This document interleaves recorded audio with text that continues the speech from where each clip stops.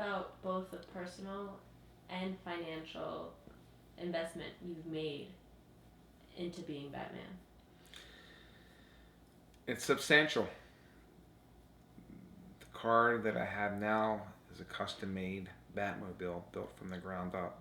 It's its own tubular frame. It's not built on like a Cadillac platform or a Lincoln or something like that. It's its own Art Morrison tubular frame with a Ford racing motor and a turbo 400 transmission.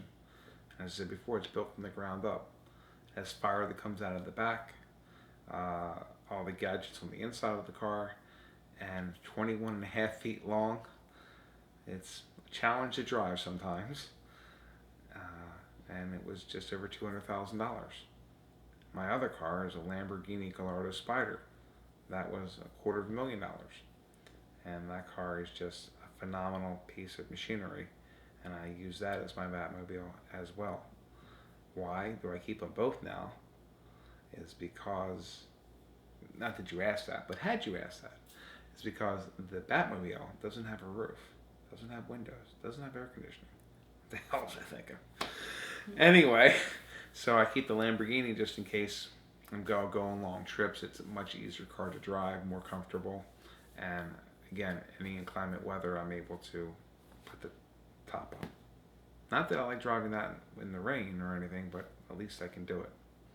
With the Batmobile, I could not do that, which means, like when we were in Philadelphia and it poured down rain, had I had the other car, I would have been what's called SOL. Shit out of luck. Because I wouldn't have been able to do anything. Oh my god, it's crazy. But that's if I had the other car, I would have been in trouble.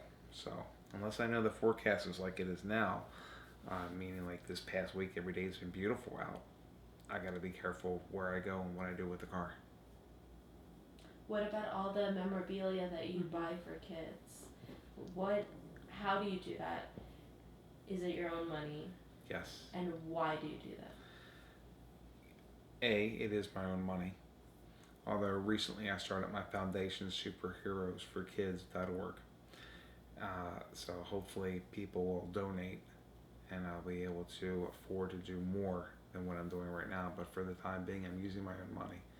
And I spend, I don't know, $40,000, $50,000 a year on Batman gifts.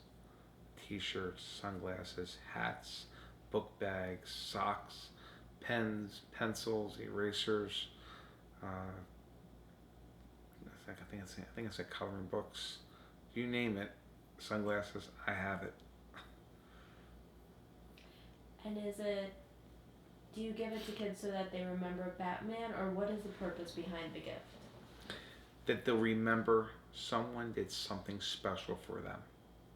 That special person happens to be Batman. They're not going to remember me, but they'll remember meeting Batman. And most of the time, they have pictures to back up their presence as well.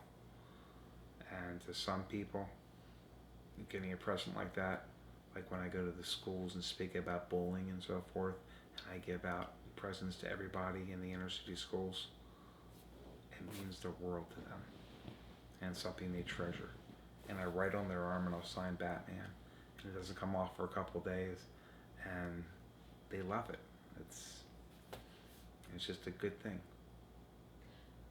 What about? I was gonna say to touch back on the personal investment. Are you still going with that? No, no, go ahead. Yeah, I was just gonna say maybe talk about the toll it takes on you with doing all the visits. Maybe how tiring it can get. Right.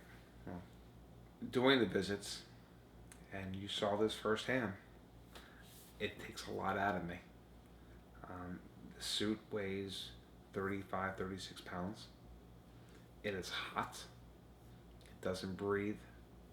It's made of leather and rubber and neoprene. And all the Under Armour in the world is not going to keep me cool in that suit. It's that hot.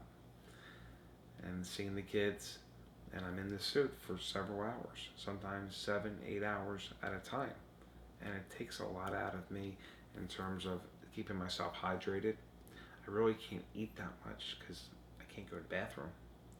So I've got to watch my blood sugar and make sure I don't pass out. go into any kind of a heat stroke or anything like that. That would not be a good thing. So it does. It takes a lot of dedication, determination to make it happen. And have you ever been able, tell us about the emotional impact your visits take on you? In the beginning, I was almost stunned by the will that these kids have to live, the struggles they go through 24/7, things we take for granted. They can't go out and enjoy a beautiful 75-degree weather day like today, or enjoy, a hard rain, like walking in the rain kind of thing. They can't enjoy like a lazy day and snowing outside or playing in the snow. They can't enjoy any of this kind of stuff. They can't even comprehend what we went through in July with the hottest July on record. 105 degrees every day. It was crazy. Not that you can enjoy that, but they don't even have the chance to even participate in these kind of events in day-to-day lives. To go to a baseball game or a football game or basketball game or hockey game. They're fighting 24/7 all the time. They're in and out of the hospitals all the time. Their families are financially strapped constantly. Their brothers and sisters are affected by what is going on. Their parents are affected by what is going on. And part of the resources that I hope to get in through my foundation will go to these families to ease that burden, to make it easier for them to afford what they need, whether it be medicine or aid in terms of nurses or family members that are literally having to quit their jobs in order to take care of the kids. These are things that I have seen. And went to a hospice center, and it's called Dr. Bob's here in Baltimore. And it was tough because the kid I met, one of his last wishes was to meet me. And I made sure I met him. And he died. I'm glad I was able to brighten his, one of his last remaining days on this earth before he went. This is the real world. Stuff that, people are so mad because their cable guy is an hour late and messed up their whole afternoon. Wake up. That's not the worst thing in the world. But I understand where you're coming from. Because maybe 10, 15 years ago, I would be upset also. Guy's supposed to be here at 1 o'clock. It's 2 o'clock now. Where is he? Blah, blah, blah. On the phone, calling Comcast or Verizon or whatever. It's not important anymore. You look at what's going on. And what's going on today, when you grow up and you realize it, it's sad. And it's heartbreaking. And some of these kids are so cute. They're so nice.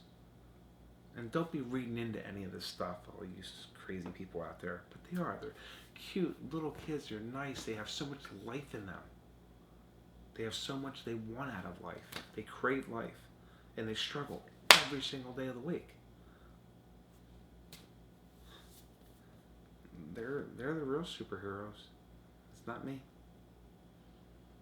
It's not you guys. These kids are. The resiliency they have. There's something else. So without reading into anything, as people tend to do nowadays, I love what I'm doing. I know what I'm doing is important. And the kids are my priority.